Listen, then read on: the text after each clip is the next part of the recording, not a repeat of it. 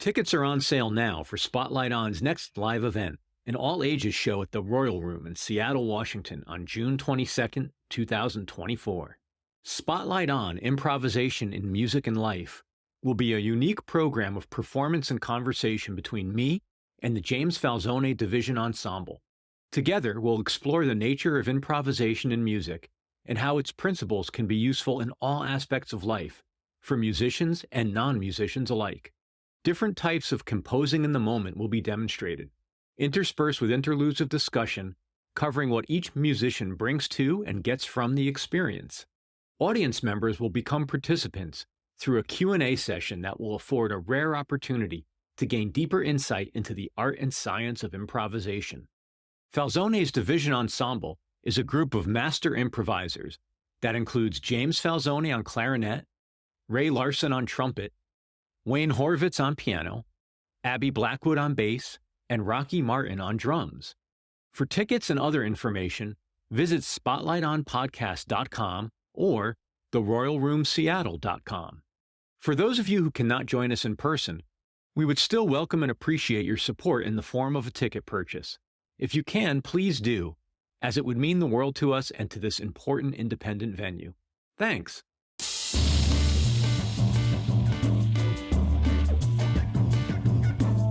Hello and welcome to Spotlight On, a production of 23 Media Ventures.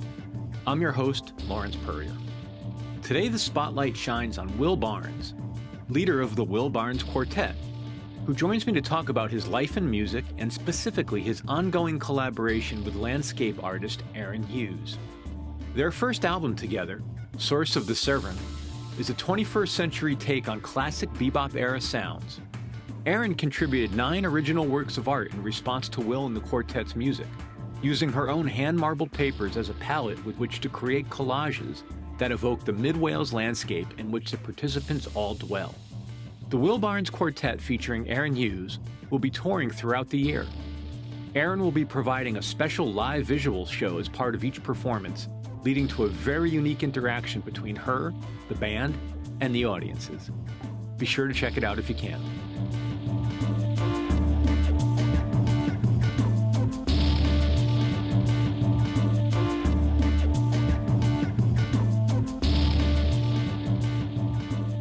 Thanks for making time. Yeah, thank you very much for having me.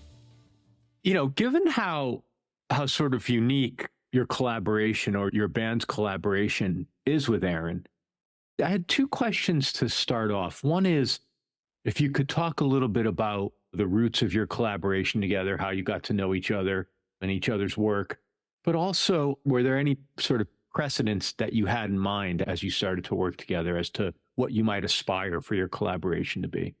So the first part, it was kind of more simple than you might imagine. Erin's actually my neighbour, but I only have 3 neighbours where I live in the darkest depths of mid-Wales.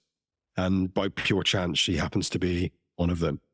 We just got to know each other a little bit, and I was planning on making this record with my quartet. And I really wanted to get her involved just as a very small part to maybe do the cover artwork or something like that.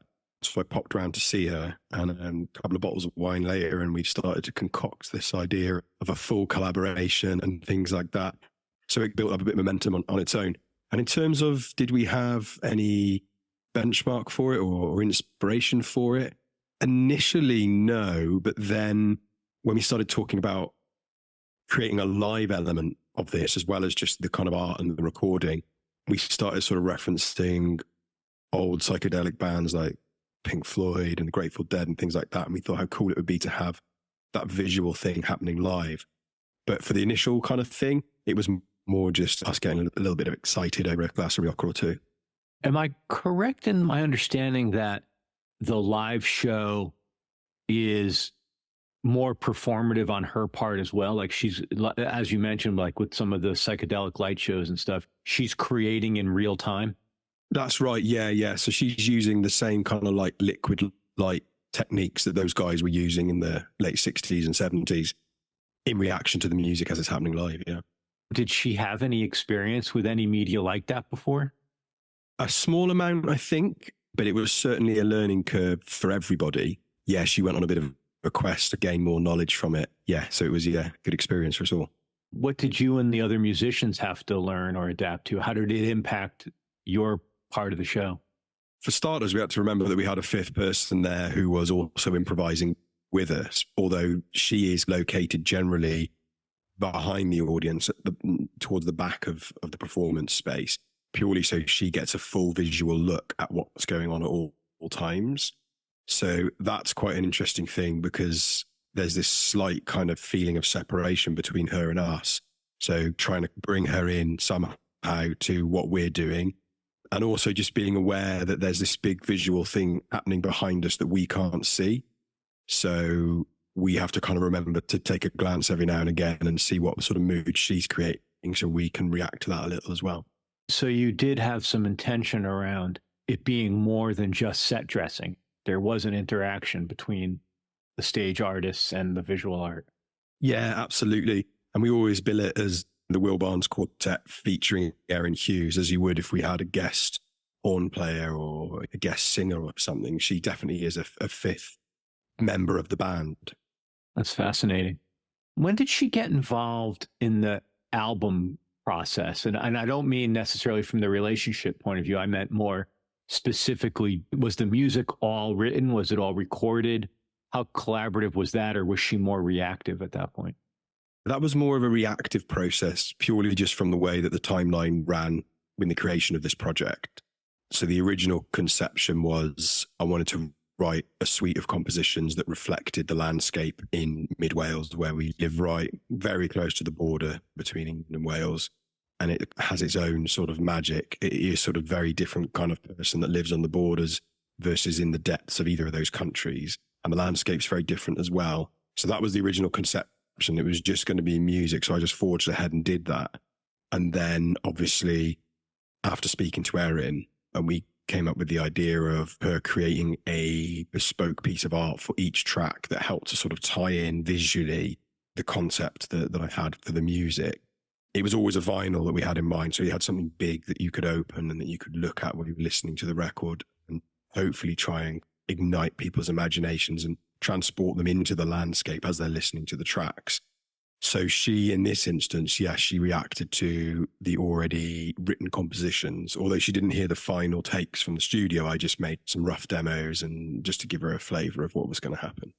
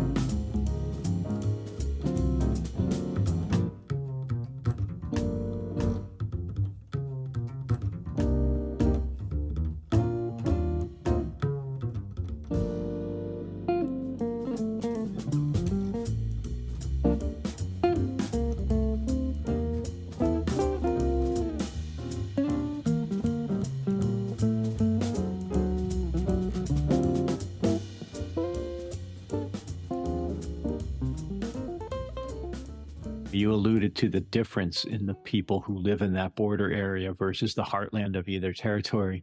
What does that mean to you in practical terms? You grow up having a bit of a mixed identity, I suppose, because a lot of my friends, they may be born of both English or both Welsh parents, but haven't lived themselves the other side of the border, or maybe have one parent English, one parent Welsh. And then there can be a real strong sense of identity, and people can be quite kind of patriotic, especially when it comes to sporting events like the rugby. However, there's this like kind of mixed feeling that you get as well, where it's like, well, just to travel to work, I have to cross the border 4 times in and out of each country. So we have all the identities and none of them all at once. Has that element of life gotten more complicated as a result of Brexit, or is that considered within the United Kingdom? I'm sorry, I'm a bit of the ignorant American on this topic. No, that's fine.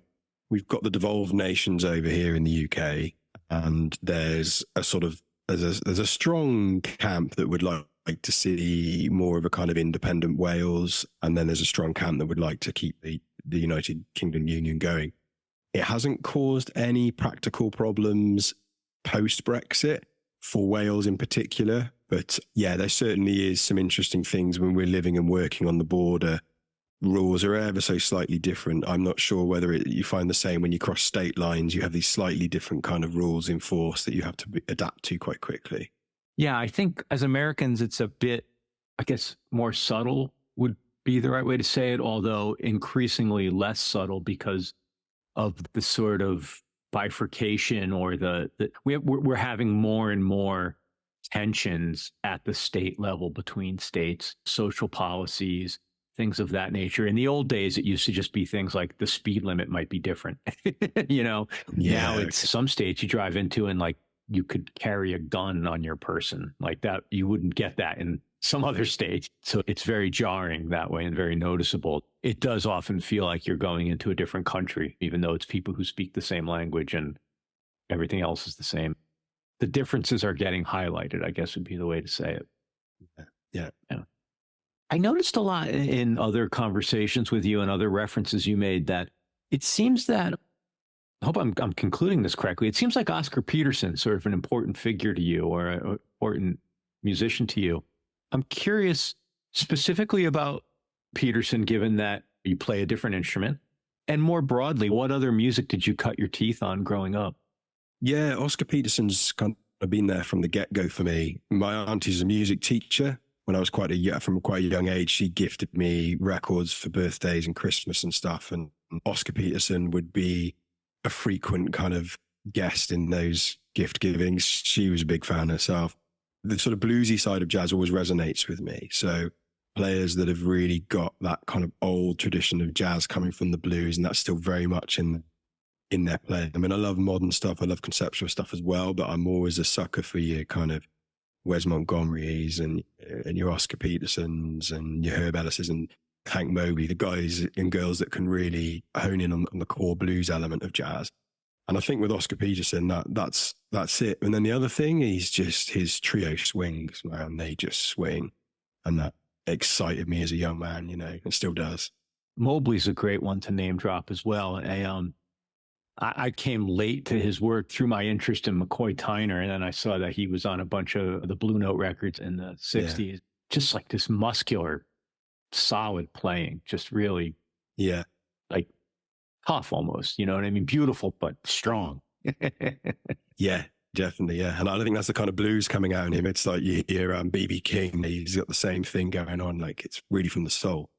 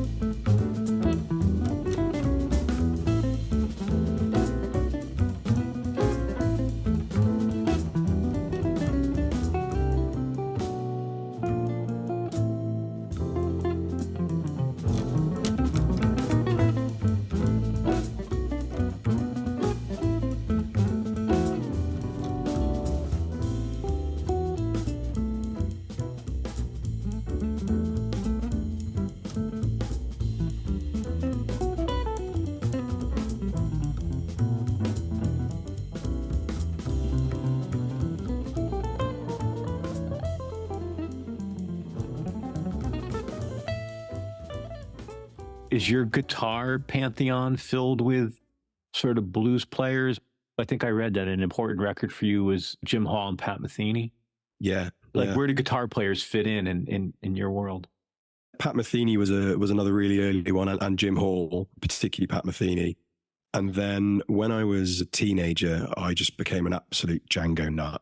I couldn't believe that I was hearing the recordings of the guitarist from so long ago, recordings from like the late 30s, with a guitar player that could play with that speed and that ferocity and that dexterity. And then when I found out he only had two fingers, it was game over for me. I was like, I've just got to study this guy. So I took a big chunk of my study time into the music of Django. alongside listening to lots of other things as well. And then, yeah, loads of different styles of music as well. I mean, I'm a big heavy metal fan as well, huge. My record collection consists, I suppose the biggest three genres in my record collection would be jazz, heavy metal, and reggae. It's just the ones I got the most records of, so they must be my favorites. Yeah. Honestly, I don't think I realized that coming into the call, but I think if we were to sit down, if you were to come into my record room where I came in yours, we might have some significant overlap. Those are three very important genres for me as well. All right, well, maybe play a game with me then. Let's pretend your records are segregated by genre. You walk into the heavy metal section. What are you drawn to? Like, what do you grab? What's your go-to? Ooh. The first stuff I really listened to, thanks to my mum, was Black Sabbath, the early albums with Ozzy. A lot of that kind of Midlands British heavy metal scene, Judas Priest, things like that. When I was about 10 years old, I became an absolute Metallica nut. I just couldn't get enough of them. My parents were, God bless, brilliant. They took me to see Metallica when I was like 12 years old.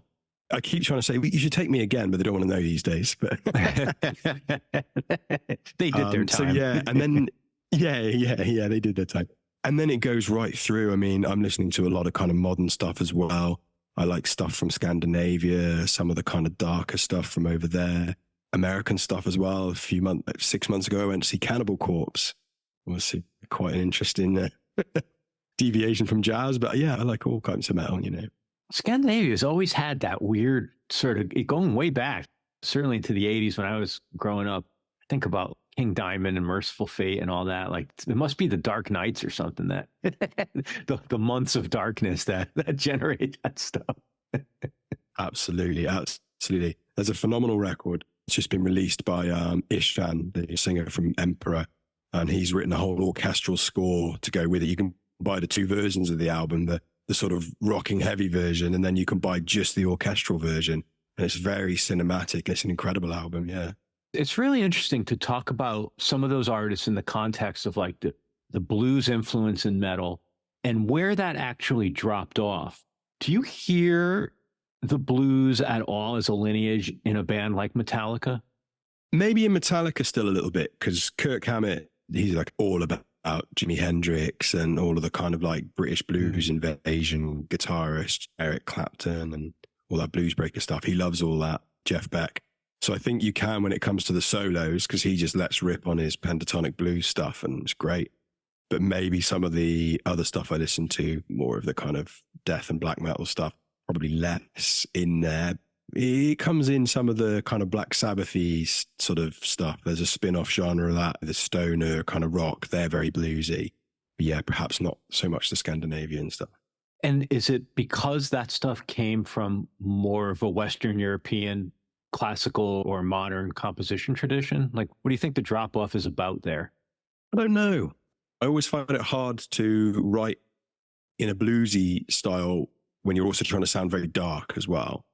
You end up going more towards the classical things. If I'm trying to write a piece of music that's much more sort of dark in its feel, it's not going to be as bluesy. Whereas if I'm trying to write something that's a bit kind of cooler and a bit more swinging and happening, I'm going to gravitate more towards the blues there. We'll be back with more Spotlight On right after this break. Did you know that Spotlight On is completely self-funded by the team that produces it?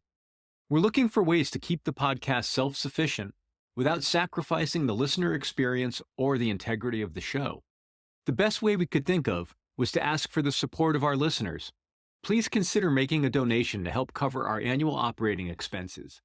Go to spotlightonpodcast.com and click the word donate. If you can, please do. And if you cannot, please continue to enjoy the show. We're happy to have you as a listener. Thanks. And now, back to Spotlight On. All right. What about the reggae section? What's in the reggae section that...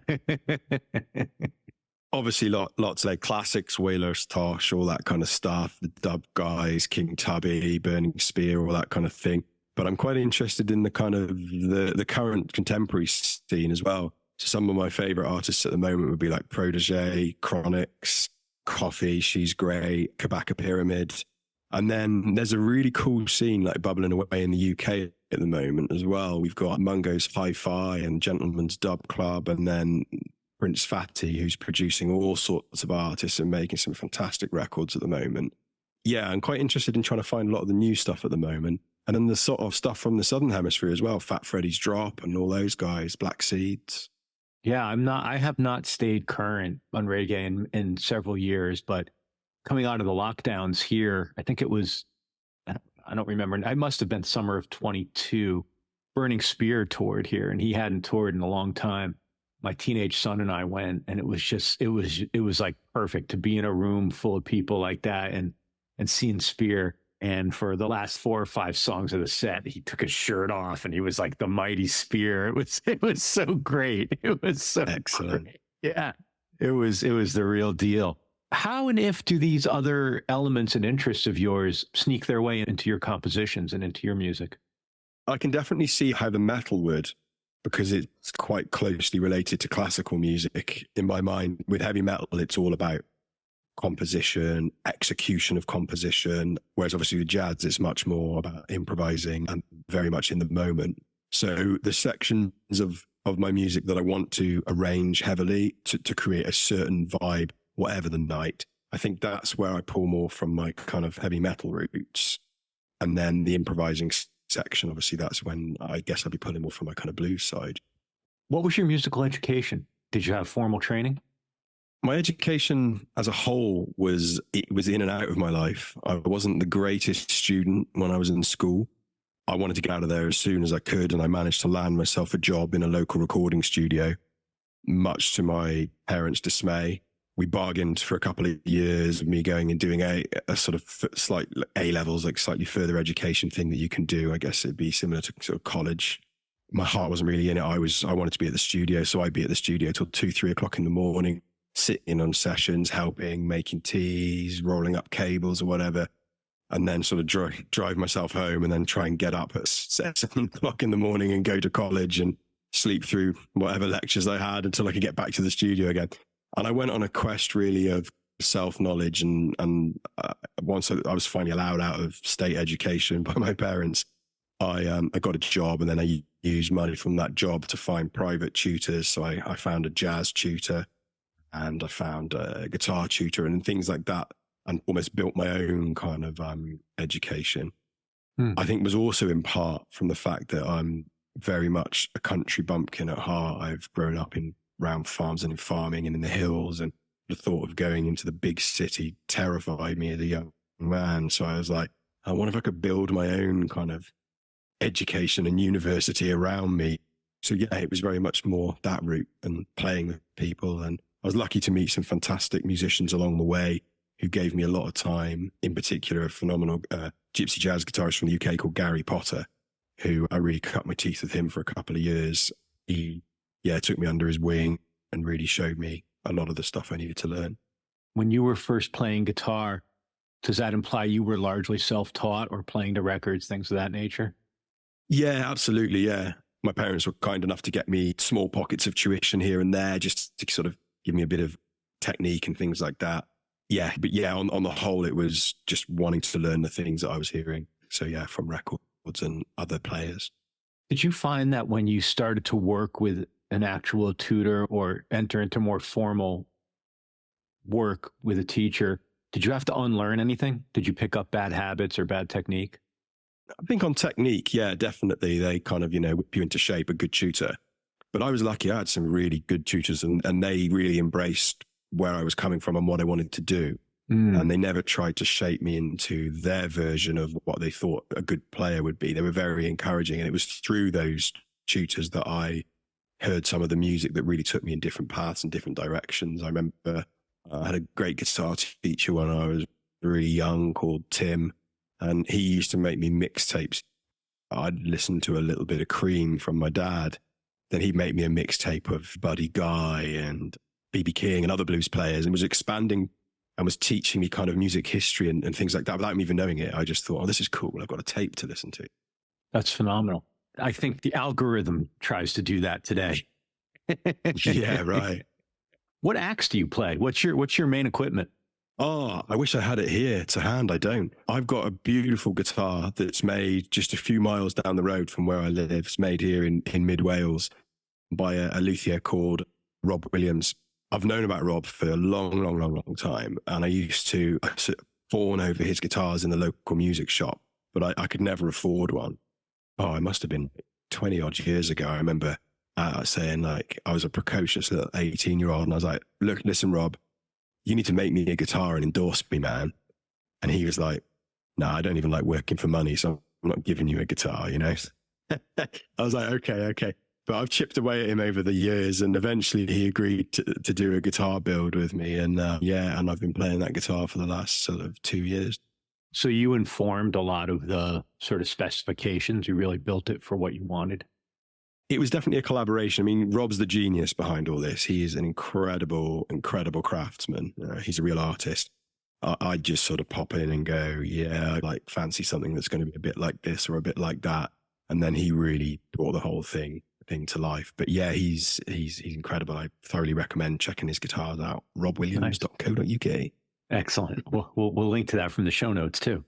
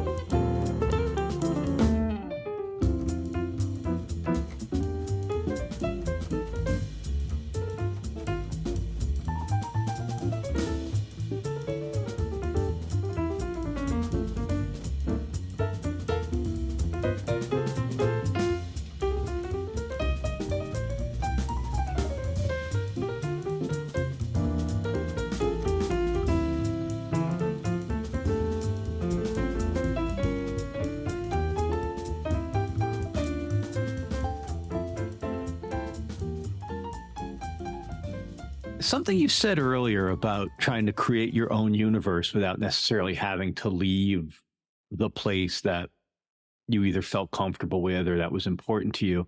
Where you're at now in your life, do you feel as though you've done that? You've created the universe in the place you want to be? Like, has that been a successful venture for you? I don't know how much of it I can take credit for myself, but things do seem to have worked out in a very small radius around me, particularly in the last few years. And a lot of it seems almost freaky by chance. So I met my now wife when we were both living in totally different areas, the other ends of the country. We met, and then it happened that we actually both came from this area, almost within miles of each other. But because of the age difference when we were younger, obviously we wouldn't have known each other. I'm 6 years her elder.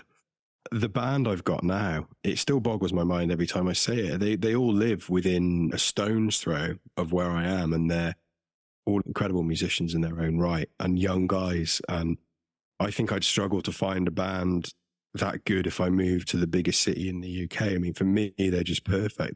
They're fantastic. And there's now a scene sort of bubbling up. I mean, we're really rural where we are. We have to drive 11 miles to find the nearest shop and things like that. And we're a small country. I know in America that probably doesn't sound like very far, but for here, that maybe is equivalent of, 60 miles for you. But yeah, there's more starting to happen, and there are things. I think a lot of arty people had got bored of the hustle bustle of the city, and the allure of the quietness of the hills and being in nature has drawn a lot of people to these areas. And because of that, they're all starting to create scenes, art scenes, music scenes. There's gigs and venues opening. It feels good at the moment. That's incredible. What was the experience there during COVID? Yeah, the lockdown and pandemics were terrible for everybody. It was obviously, it brought down class systems. It took everything apart. Everybody was affected in some degree. And we were very fortunate where we live because we are very rural. You make sacrifices on the one hand. There's no hospitals. There's nothing like that. But we'd have to take a helicopter ride to get to our nearest kind of seriously good sized hospital if you were in an accident, something like that.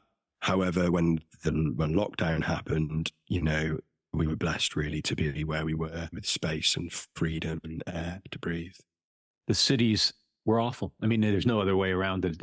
Sounds very terrible. Like I'm originally from the East Coast of the United States. I live outside of Seattle now, and I was in New York for a long time. And seeing the news out of New York during the pandemic was heartbreaking, really. Just Yeah. the height of it was really awful. What's the state of the collaboration? Are you and Erin continuing to work together? Is there more work to be done, or was this a phase for you both? Like, how do you think about it going forward? We're just getting going, I think. Nice. Yeah, we got a lot more to offer. Erin's just opened up a 6-week exhibition. It opened yesterday, where she's displaying all of the originals that she did for the album, as well as some large scale interpretations and developments of those pieces she's done. She hosted a really successful opening yesterday, which was great. We all went along and we were spinning the record for people to listen to as well, while they were walking around, and the response to her work was great. And it was really nice to see her work getting exclusive attention and credit without a band getting in the way. It was great to kind of just focus on what she'd done. It was lovely talking to everybody. You know, they're really invested in everything that she's doing, and they seem pretty chuffed that she's got a band collaborating with her as well. Yeah, it's a unique and interesting collaboration. And in so much as, like you said before, there's a bit of a scene or an influx of art-minded people in your region, it must be very nice for people to see, oh, it is possible to find collaborators and to create new things. You don't have to necessarily be in a big city. I would imagine it's inspiring for people. Yeah, I hope so. I think it would certainly inspire me.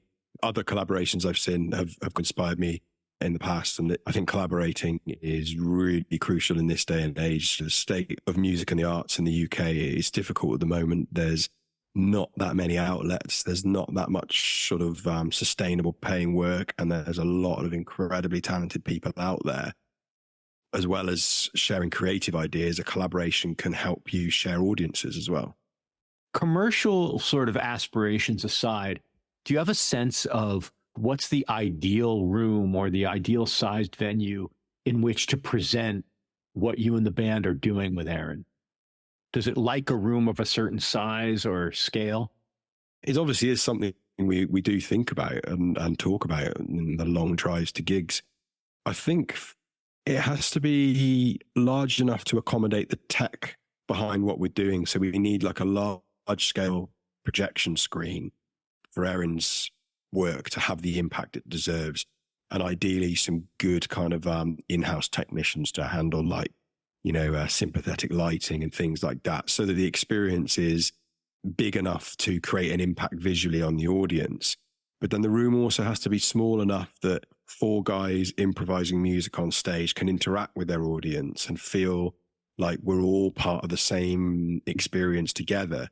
It's certainly not a sort of stage show where we'd be up on a stage and the audience are down there in the stalls. We like to be on the level with the audience and things to be very much like, almost audience within, we call it the splash zone. Yeah. What's the feedback from the audience? Like, do they know what they're getting when they buy a ticket and come in? What do you think the audience experience has been? It's been mixed. We've been doing a lot of, outreach gigs, if you like, into venues that wouldn't normally have jazz, wouldn't normally have something quite like this, or maybe some venues that wouldn't normally have anything, some places. And then we've been doing a few kind of, jazz club gigs where they're having jazz 7 nights a week. And the response has been different for obvious reasons, but then there's been like a line through it as well, where I think because of the visual element, that's really woken people up. And I think that's helped them to stay engaged with the show from start to finish. Yeah.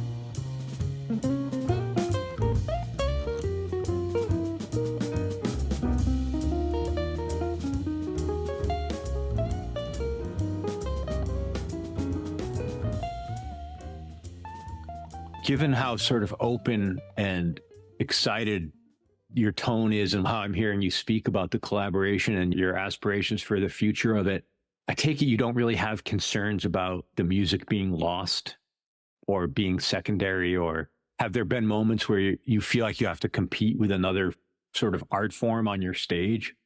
No, not at all. And that, though, I think comes down to the people involved in the project. There's kind of 6 of us that make this project work. So we've got the 4 musicians in the band, and we've got Erin, and we've got my wife, Zoe, who handles all of the kind of admin and everything. You don't have to worry. Everybody's got each other. You know, we're all holding each other up. I have no worry that Erin's going to do anything other than try and make the rest of us look and present great to the audience, just as she has no worry that we're there to holding her. And I think with that kind of symbiotic relationship where you know that everybody's got each other's backs, there's no egos, there's no hierarchy. I know it's called the Will Barnes Quartet, but that doesn't mean that it's me and my backing band. And just because it's featuring Erin doesn't mean that she's separate from what we're doing. And I think because of that trust and that kind of symbiotic thing we've got together with this group of people, that it's never an issue. Does the quartet gig without her? Yeah, we do. And we gigged a lot without her before. And now we still do some of our smaller gigs where sometimes the technology just isn't at a gig for us to be able to do it. They've just got nothing in place. They're not a big enough gig. So we'll still go and do stuff without her. But we'll quite often deviate a bit from the show that we would do with her. So it's a chance that we could try out new material, play a few jazz standards that might not be appropriate in the main show. So what's next for you musically? Is there another album project on the horizon, or are you still, for lack of a better way to say it, in cycle on the current project? How are you thinking about that? Is there another songbook ready to emerge? Yes, there's definitely material. There's always material.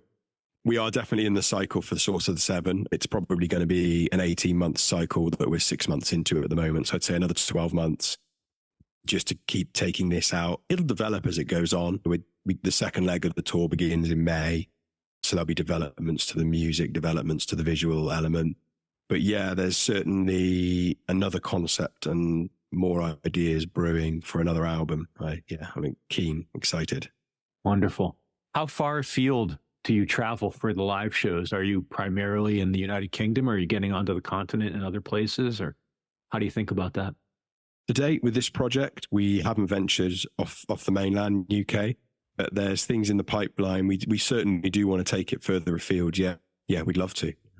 There's some beautiful opportunities for different types of venues as well when you start to think about throughout Europe, Western Europe. Yeah, it's exciting. Yeah, absolutely. And it's funny you mentioned New York, because that's the one that Erin's got her sights firmly fixed on. She really wants to get us.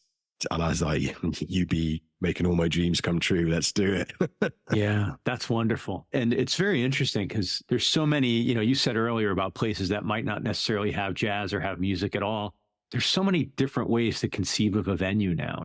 The gallery in a museum, or there's just so many places that if you start to look at space that way, where you're like, oh, I could project on that wall and have the band here and the audience there. And all of a sudden, lots of different types of places become options for venues. And I think sometimes those can be the magic ones as well. I love taking, like you say, the foyer of a museum and turning it into, birdland for a night. Thank you so much for making time to do this. It's such a fascinating project, and the music is wonderful. And that's all I have to go on right now because I haven't been able to see the live show. But if you do make it to the States, maybe that'll be a good excuse to build a trip to New York for me. But thank you so much. Hey, it's been a real pleasure for me. Obviously, I just want to do a quick shout out to my main guys. I never got to mention them. Jack, who's our piano player, and Clovis, our fantastic double bass player, and James, our amazing drummer. Without those guys, none of this would be possible. Thank you so much, Will Barnes. And as always, thank you for listening to Spotlight On, a production of 23 Media Ventures. I'm your host and executive producer, Lawrence Purrier.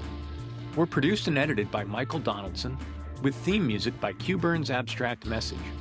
If you would like to support our work, please rate and review us wherever you listen to podcasts, or visit us online at spotlightonpodcast.com. There you'll find our free episode archive, weekly postings on our official blog, and a ton more. Thanks for listening, be safe, and stay in touch.